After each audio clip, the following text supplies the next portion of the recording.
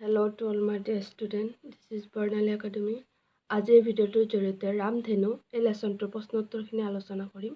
এতিয়া আমি ভিডিঅ'টো আৰম্ভ কৰোঁ।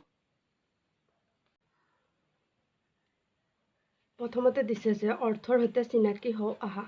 জহ মানে গ্ৰীষ্ম, তাপ, গৈছিল গৈছিল, লৰালৰি খৰধৰ, পিতা মানে দেউতা, ঐ মানে ঐ, দিবলৈ দিবলৈ, নুমলীয়া শেহতীয়া সকলোৰে পাছত হোৱা বা গজা বা উপজা, বিনন্দীয়া অতি ধুনীয়া বিতোপন, কিৰণ পোহৰ।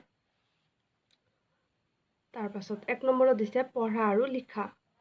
এইখিনি তোমালোকক পঢ়িবলৈ দিছে, তাৰ পাছত লিখিবলৈ দিছে।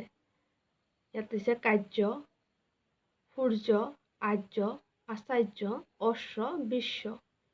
2 নম্বৰত দিছে কবিতাটো মনত ৰখা। তোমালোকে ৰামধেনু কবিতাটো মনত ৰাখিবলৈ চেষ্টা কৰিবা। 3 নম্বৰত দিছে প্ৰথমে কোৱা তাৰ পিছত লিখা। এইখিনি তোমালোকক প্ৰথমে ক'বলৈ দিছে, তাৰ পিছত লিখিবলৈ দিছে। ক নম্বৰত দিছে ৰামধেনু কবিতাটোত কোনে কিয় কান্দিলে। উত্তৰত হ'ব ৰামধেনু কবিতাটো দুচৰ পৰা সৰু মেঘে খুন্দা খাই কান্দিলে। খ নম্বৰত দিছে কোনে কাক নেকান্দিবলৈ কৈছে। উত্তৰত হ'ব পিতা সূৰ্যদেৱে দুচৰ পৰা সৰু মেঘ দুটাক নেকান্দিবলৈ কৈছে। গ নম্বৰত দিছে কবিতাটোত সাতু অপেশ্বৰী বুলি কাক বুজাইছে। উত্তৰত হ'ব কবিতাটো সাতু অপেশ্বৰী বুলি ৰামধেনুক বুজাইছে। ঘ নম্বৰত দিছে সাতু অপেশ্বৰীক কোনে কি কৰিবলৈ পঠিয়াব।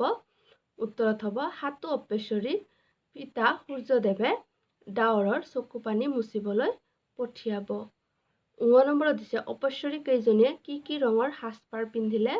উত্তৰত হ'ব অপেশ্বৰী কেইজনীয়ে বেগুনীয়া, ঘন নীলা, নীলা, সেউজীয়া, হালধীয়া, সুমথিৰা ৰঙা ৰঙৰ সাজপাৰ পিন্ধিলে। 4 নম্বৰত দিছে পঢ়া, বুজা আৰু খালী ঠাই পূৰ কৰা।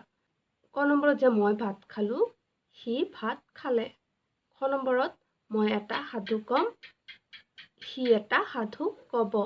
গ নম্বৰত আমি এতিয়া খেলিম, সিহঁতে এতিয়া খেলিব। ঘ নম্বৰত তুমি এতিয়া পঢ়িবা, তেওঁ এতিয়া পঢ়িব। ঙ নম্বৰত তোমালোকে কি কৰিছা, তোমালোকে কি কৰিবা।